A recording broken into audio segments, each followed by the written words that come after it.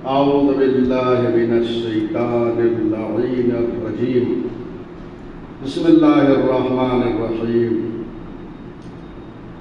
الحمد لله رب العالمين، والصلاة والسلام على رسوله الكريم وآله الطيبين الطاهرين المعصومين المظلومين، واللعن الدائم على أعدائهم أجمعين من يومنا هذا إلى قيام يوم الدين. أما بعد، فثبتني الله أبدا ما حييت على موالاتكم ومحبتكم ودينكم. الحمدللہ اب تک 37 دروس ہمارے ہو چکے ہیں. آج یہ درس نمبر 38 ہے. ہم اب اختتامی مرحلے سے قریب ہو رہے ہیں اور چاہتے یہ ہے کہ یہ تمام کر دیں، اس لیے کہ کافی وقت بھی آپ حضرات کا گراں قدر جو ہے صرف ہو رہا ہے. آج کے درس میں جو کچھ گفتگو ہے اس سے پہلے ایک بات میں عرض کر دوں کہ تقریباً 2-3 درس سے قبل یہ عرض کیا تھا کہ اب یہاں سے زائر امام معصوم کی بارگاہ میں اپنے عقیدے کو پیش کر رہا ہے. اور اس پہ میں نے کئی روایتیں آپ کی خدمت میں پیش کی تھی کہ ائمہ خدا کے زمانے میں شیعان علی ابن ابی طالب اپنے عقیدے کو معصوم کی بارگاہ میں پیش کرتے تھے تاکہ امام جو ہے اس پہ تصدیق فرما دیں، اس لیے کہ انہی کے ساتھ ہمیں محصور ہونا ہے تاکہ ہمارے عقائد کی وہاں پہ وہ گواہی دیں. اور اس میں جناب عبدالعظیم حسنی انہوں نے جو عرض دین کیا ہے، امام کی خدمت میں دین کو پیش کیا ہے، وہ ایک تفصیلی گفتگو ہے. آپ ملاحظہ فرمائیے، میں نے اجمالاً جو ہے آپ کی خدمت میں روایت کے کچھ حصے کو پیش کیا تھا. وہاں سے جو سلسلہ چلا تھا اس سے قبل جو درس ہوا ہے وہاں تک سب جو ہے اعتقادی بحث تھی کہ جس میں ہم امام کی بارگاہ میں اپنے عقائد کو پیش کر رہے تھے. امام عصر عجل اللہ تعالی فرجہ الشریف کے حوالے سے گفتگو ہوئی تھی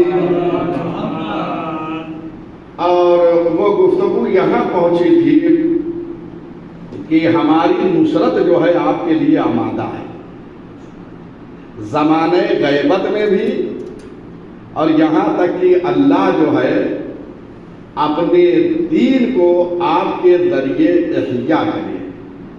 اس وقت یعنی جب آپ تشریف لائیں گے، ظہور فرمائیں گے، تو اس وقت بھی ہماری نصرت آپ کے لیے ہے. اور متعدد اس کے بعد جملات تھے. وہاں ایک جملہ ذرا تشریح طلب تھا، وہ جملہ میں عرض کر دوں.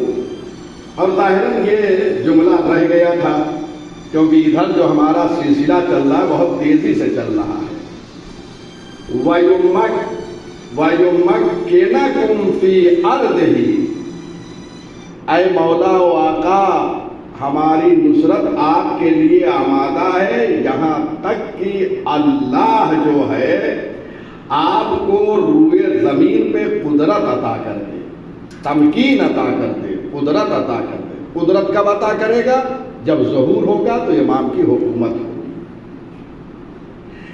اور یہ فقرہ جو ہے قرآن مجید کی آیت نمبر 55 سورہ نور وہاں سے اخذ ہے. وہاں پہ تفصیلی گفتگو ہے، وہ تفصیلی آیت ہے. آپ ملاحظہ فرمائیں کہ اللہ جو ہے اپنے صالح بندوں کو روئے زمین پر قدرت عطا کرے گا. یہ ساری بحث ہو چکی.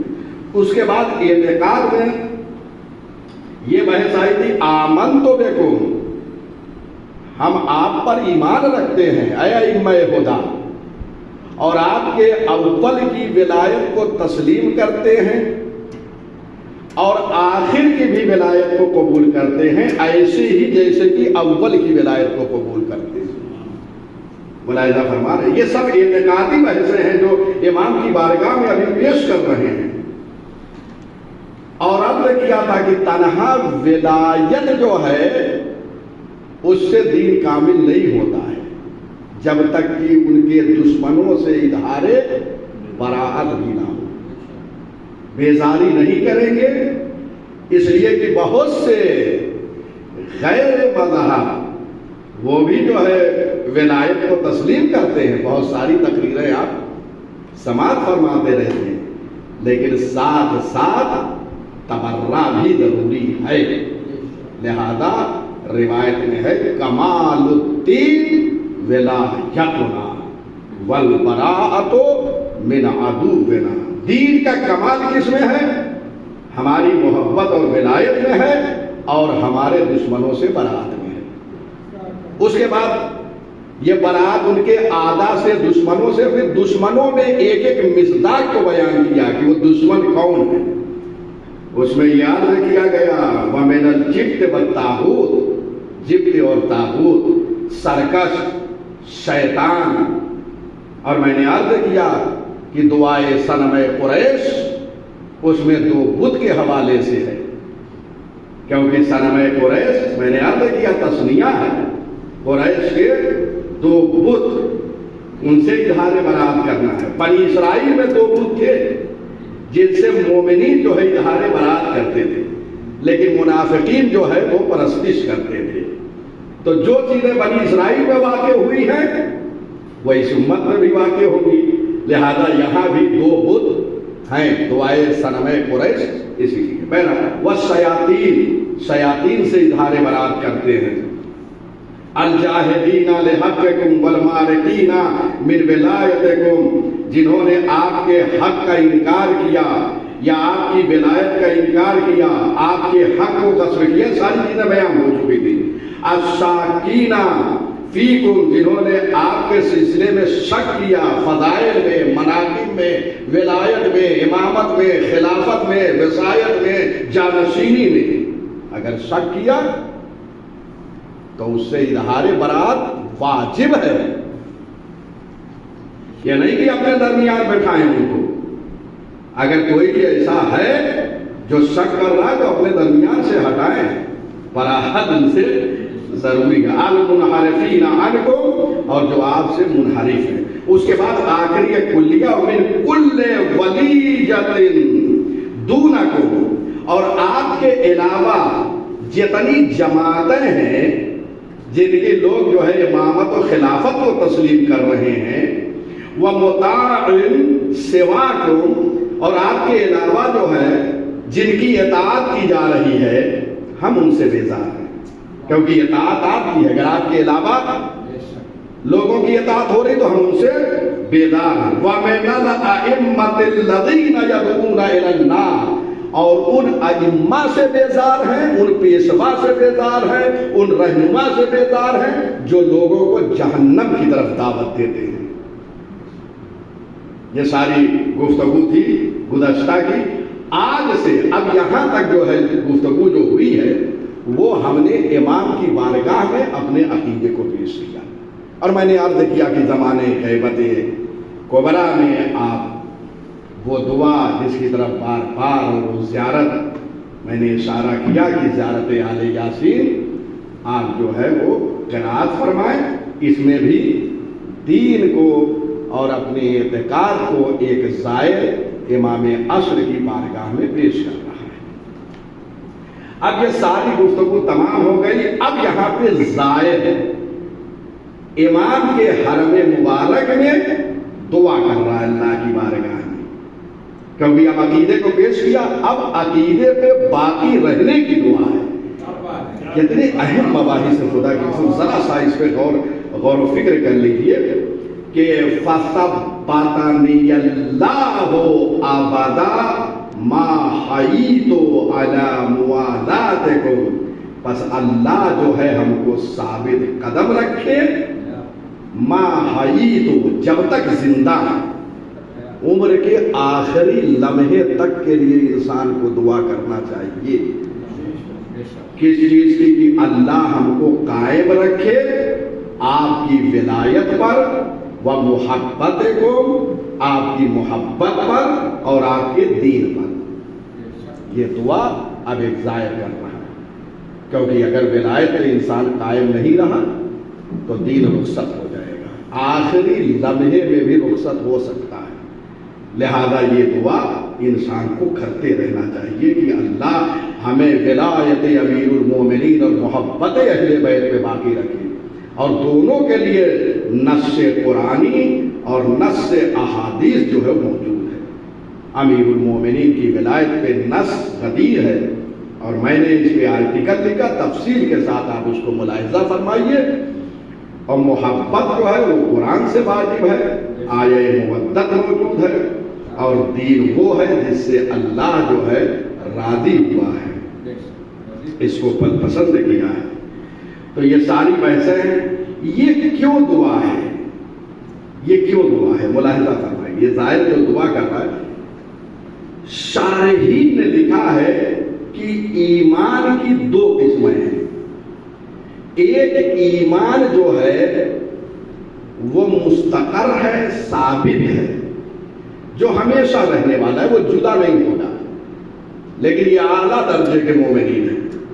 اور ایک ایمان جو ہے وہ غیر مستقر ہے، مستودع ہے، یعنی ودیعت کیا گیا ہے امانت کے طور پہ، وہ ممکن ہے ایمان جا سکتا ہے اگر انسان حفاظت نہیں کر رہا ہے، اسی لیے یہ دعا ہو رہی ہے۔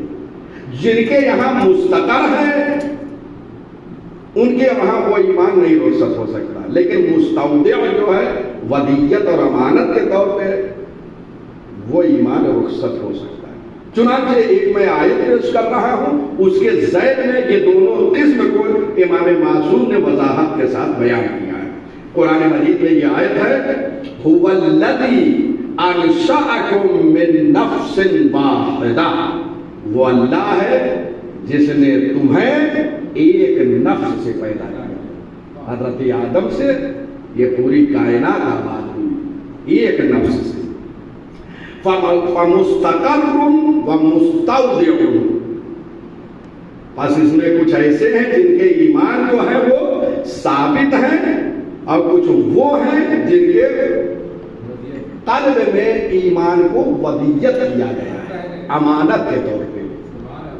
اگرچہ آپ ظاہری ترجمہ دیکھیں گے یہاں مانا تو خلقت کے حوالے سے گفتگو ہے، لیکن جب تفسیر روائی میں دیکھیں گے تو امام معصوم نے یہاں پر ایمان کی دو قسمیں بیان کی ہیں، کیونکہ خلقت انسانی کے بعد مرحلہ ایمان کا آتا ہے، اور ایمان کی دو قسمیں ہیں۔ ایک ثابت ہے جو کبھی نہیں رخصت ہوگا، وہ بہت اعلیٰ درجے کے مومنین ہیں، لیکن ایک ایمان وہ ہے جو ودیعت قرار دیا گیا ہے، غیر مستقر ہے، وہ ایمان رخصت ہو سکتا ہے۔ امام نے کہا اس آیت میں مستقر جو ہے وہ ایمان ثابت ہے جو رخصت نہیں ہو سکتا، اور مستودع وہ ایمان ہے جو رخصت ہو سکتا ہے۔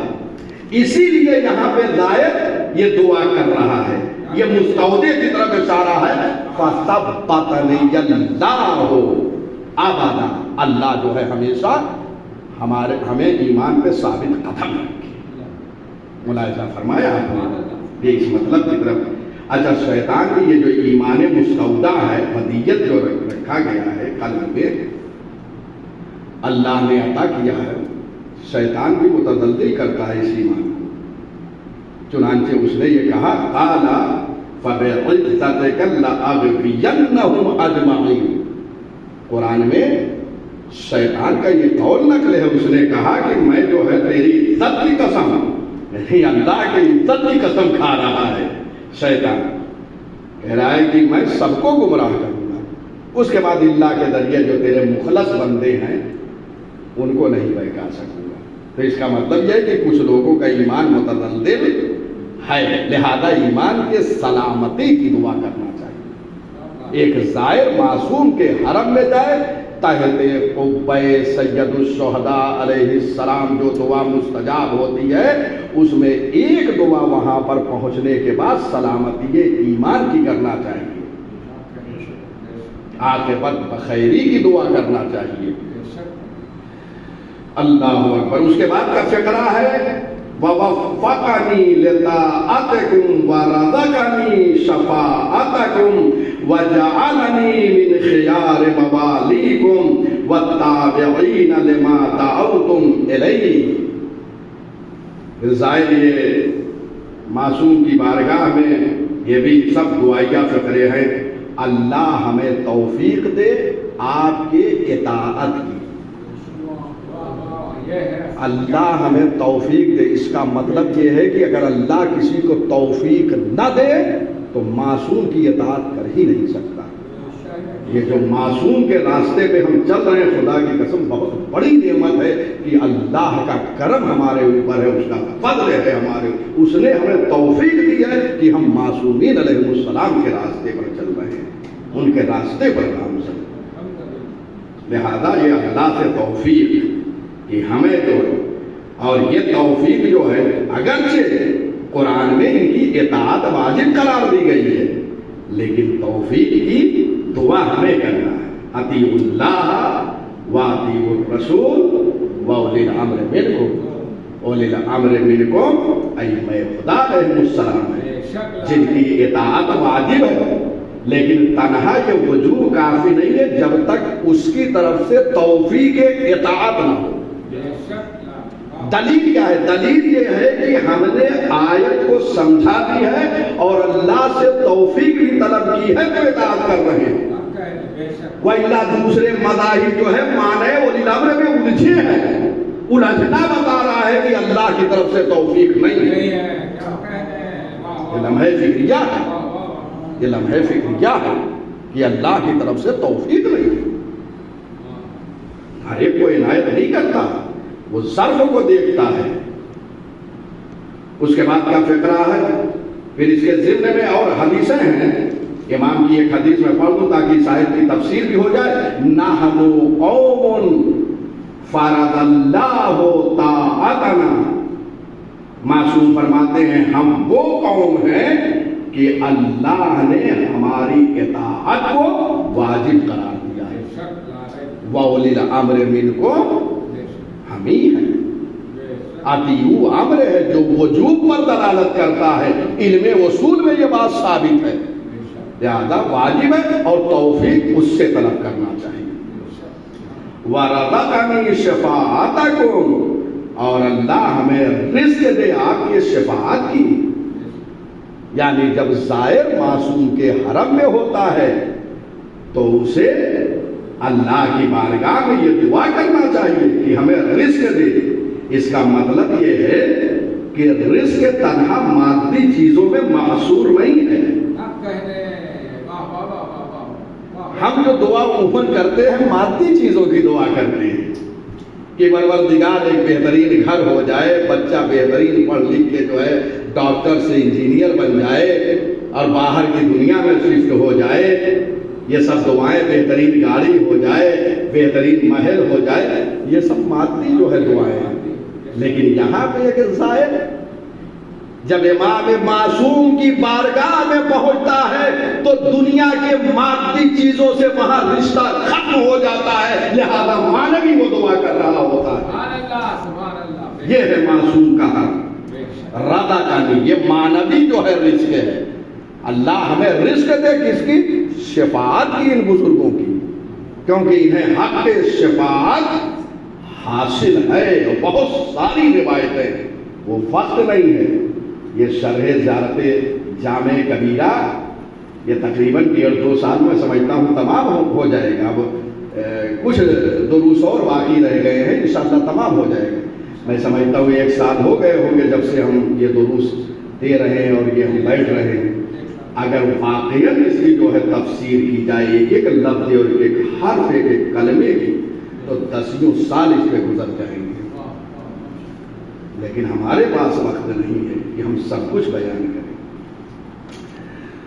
وَوَفَّقَنِي وَرَزَقَنِي شَفَاعَتَكُمْ، حق شفاعت اللہ نے انہیں عطا کیا ہے، لہذا ان سے یہ رزق کو طلب کریں. صرف شفاعت نہیں، جتنی معنوی چیزیں ہیں. رمضان مبارک میں ہم ایک دعا پڑھتے ہیں نا، اس میں اللہ سے حج کی جو ہے وہ طلب رکھتے ہیں اور رزق اس سے طلب کرتے ہیں حج کی. اس میں یہ فقرہ آیا ہے، اللہم ارزقنی حج بیتک الحرام، پروردگارا مجھے رزق دے. کس چیز کی؟ اپنے گھر کے حج کی. حج کیا ہے؟ مادی چیز نہیں ہے، معنوی ہے. بس شفاعت معنوی ہے، رزق ہے، اور حج کو بھی رزق سے تعبیر کیا گیا ہے. یہ سب من باب مثال ہے. ہم جو برابر یہ دعا کرتے ہیں کہ زیارت ابا عبداللہ نصیب فرما دنیا میں، یہ بھی رزق ہے، اس کو طلب کرتے رہنا چاہیے.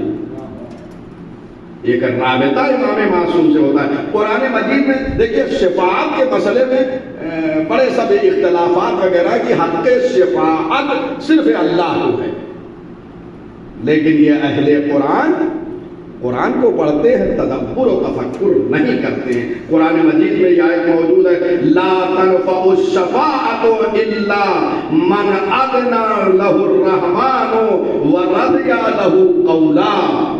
سورہ طٰہٰ آیت نمبر 109.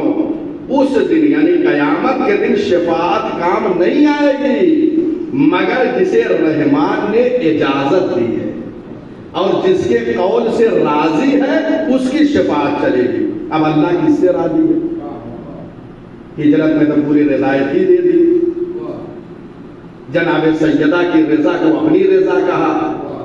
یہ ساری چیزیں موجود ہیں. تو جن کے پاس رضایت ہے انہی کے پاس شفاعت کہا.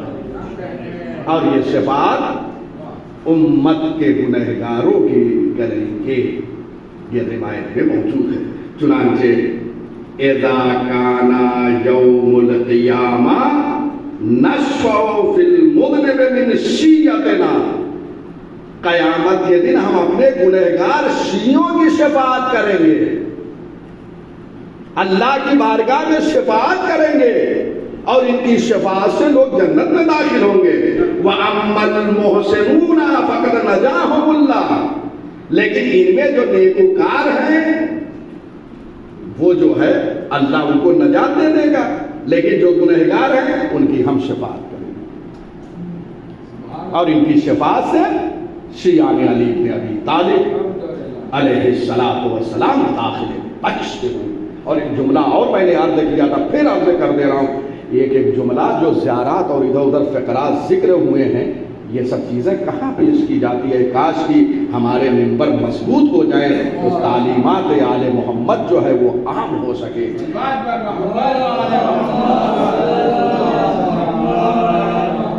ان کی بہت اہم جملہ یہ کہنے جا رہا ہوں، ان کی شفاعت سے داخل بہشت ہوں گے. جناب فاطمہ معصومہ جو میں مدفون ہے، ان کی زیارت میں ایک فقرہ آیا ہے، یا فاطمہ تو اشفعی لی فی الجنہ فإن لک عند اللہ شأنا من الشأن. اے فاطمہ معصومہ جنت میں آپ ہماری شفاعت کریں. جو ادبیات عرب سے واقف ہے، فی ظرفیت کا معنی دیتا ہے.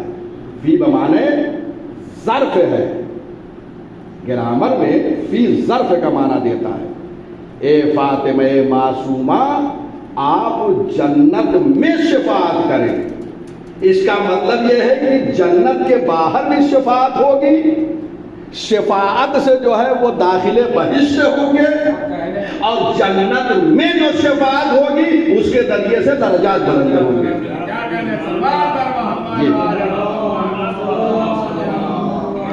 کیسے مطالب شہزادی آپ ہماری شفاعت فرمائیں، کیونکہ آپ کی اللہ کے نزدیک شان و منزلت ہے.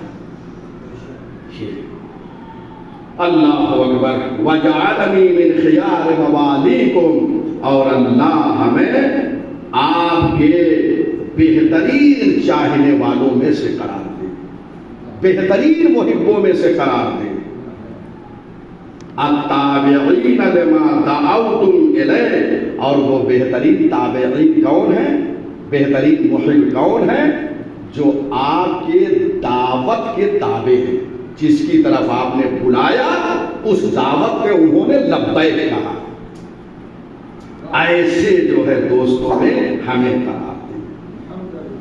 اللہ اکبر۔ اس لیے کہ جو محبت کا ادعا کر رہا ہو، وہ محبت جو ہے ظاہر ہوتی ہے تابعیت سے، کہ معصوم کی تابعیت میں چل رہا ہے، جدھر انہوں نے دعوت دی ہے اس دعوت کو قبول کر رہا ہے یا نہیں۔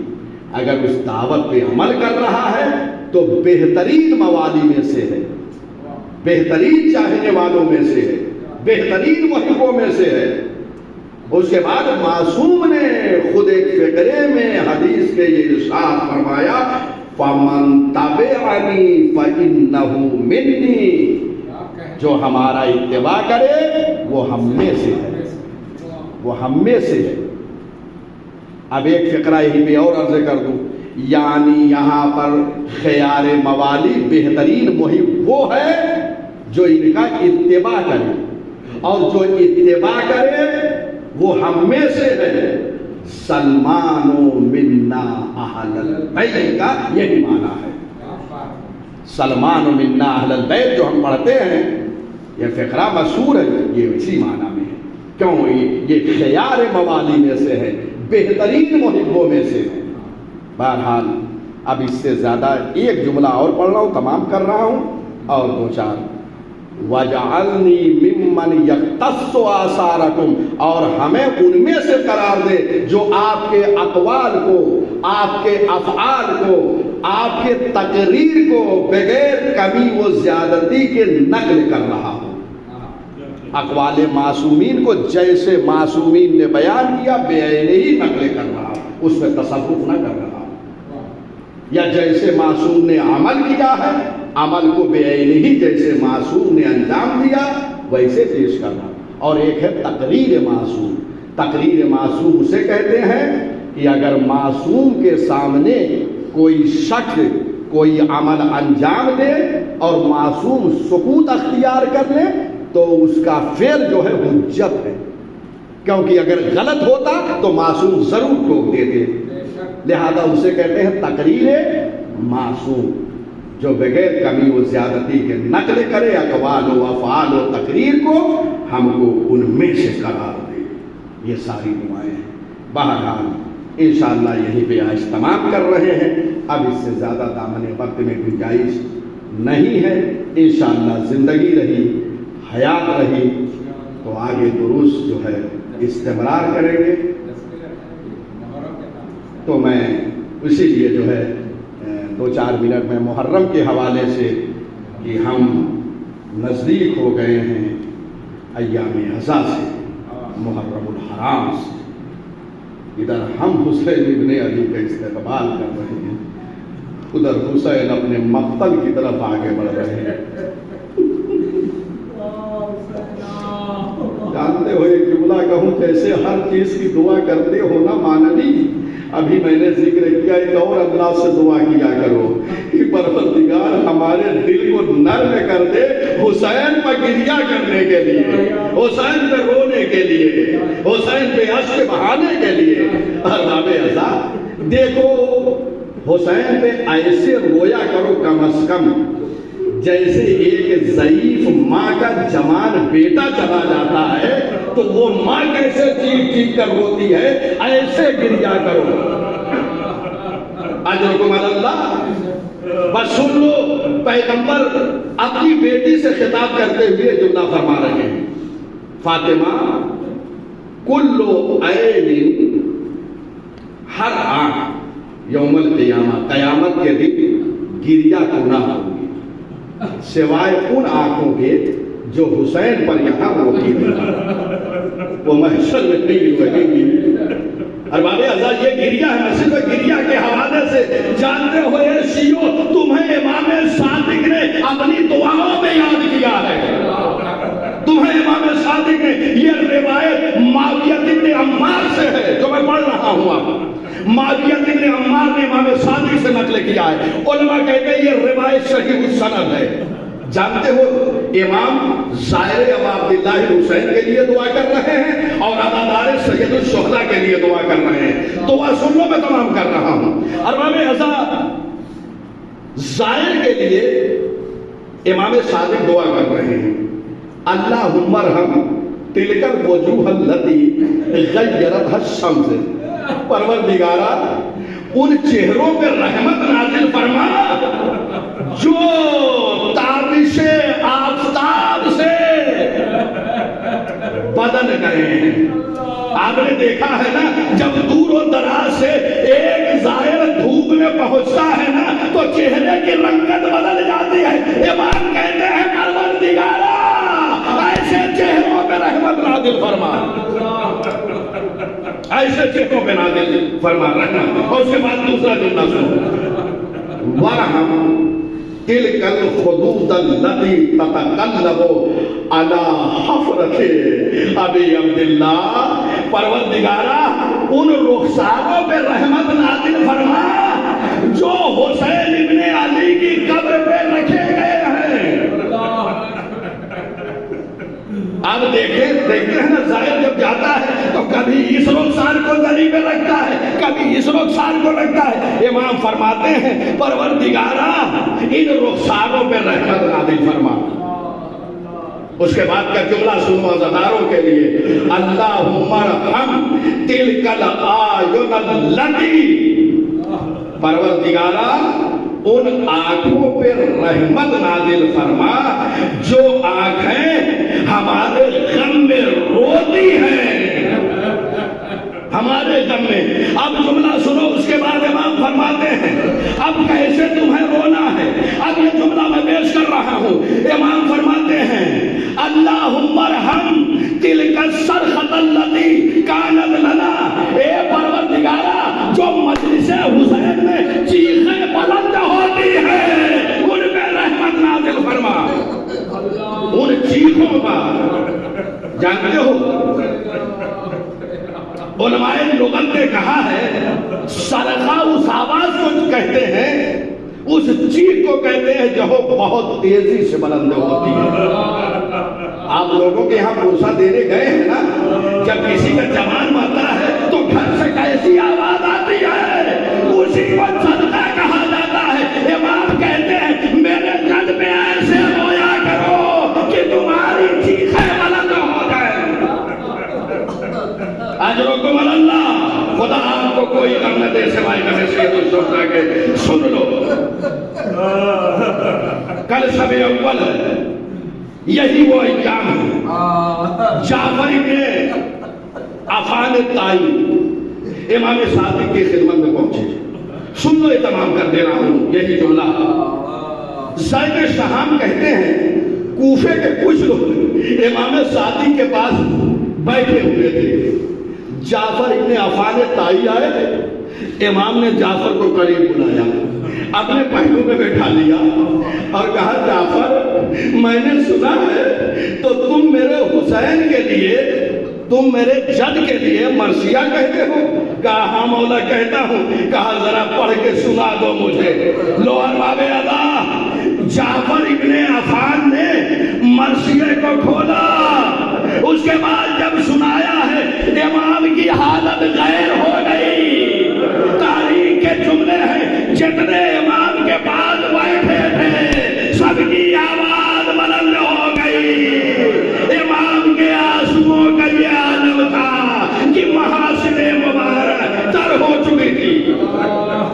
اجرکم اللہ، یہ محاسن مبارک جو ہے آنسوؤں سے تر ہو چکی تھی۔ اب جملہ سنو، اس کے بعد کہتے ہیں عفان، امام صادق کہتے ہیں اے جعفر ابن عفان، یہ تم نے جو میرے جد میں مرثیہ پڑھا، آسمان سے ملائکہ اتر آئے، وہ بھی میرے جد میں رو رہے ہیں، آئے حسین کی مظلومیت، اور جنہ رو رہے ہیں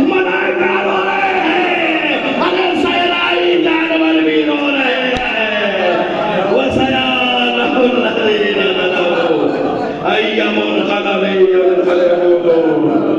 ربنا تقبل منا إنك أنت السميع العليم